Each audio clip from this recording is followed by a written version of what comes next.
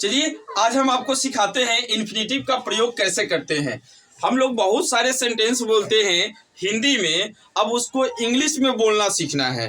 बड़ा आसान आसान वाक्य को हम इंग्लिश में बदल के दिखाएंगे। एक बार अगर आप ध्यान से देखेंगे तो सीख जाएंगे। जैसे हम लोग कोई भी सेंटेंस बोलते हैं तो सेंटेंस तीन तरह का होता है। एक या तो प्रेजेंट का होता है, या दूसरा पास्ट का होता है, या तीसरा फ्यूचर का होता है। तो तीनों को हम लोग अलग अलग बांटे हैं।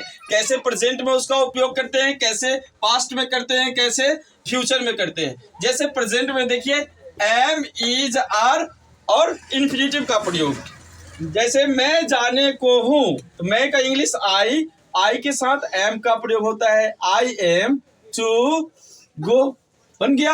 ये टू गो इन्फिनेटिव है, तो I am to go. Sita पढ़ने को है तो सीता थर्ड पर्सन सिंगुलर है। सीता इज टू पढ़ना का read, Sita is to read.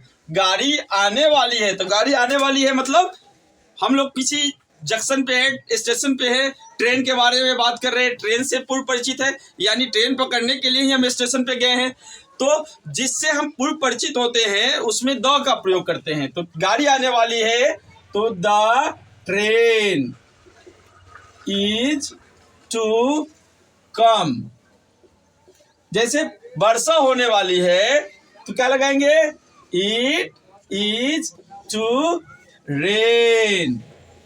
यहाँ पे देखिए आने वाली में हम लोग कम का भी यूज कर सकते हैं या अराइव का भी यूज कर सकते हैं।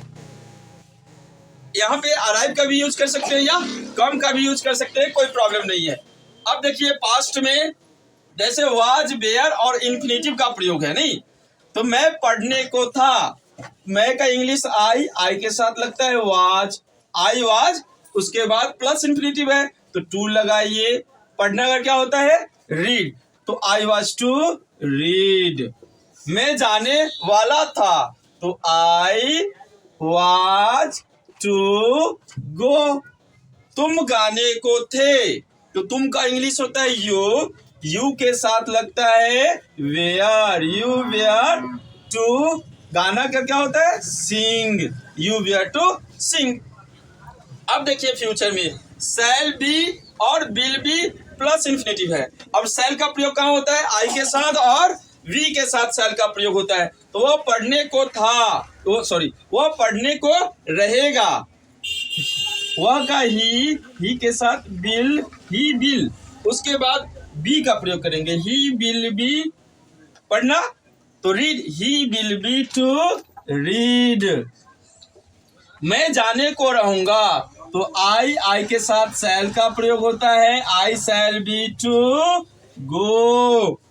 तुम परीक्षा देने को रहोगे, यू के साथ विल का प्रयोग होगा तो you will be to appear at the examination, चाहे exam, you will be appear at the examination. बन गया। अगर आप चाहते हैं कि आसान लैंग्वेज में और भी इंग्लिश सीखें तो प्लीज़ सब्सक्राइब करें मेरा चैनल।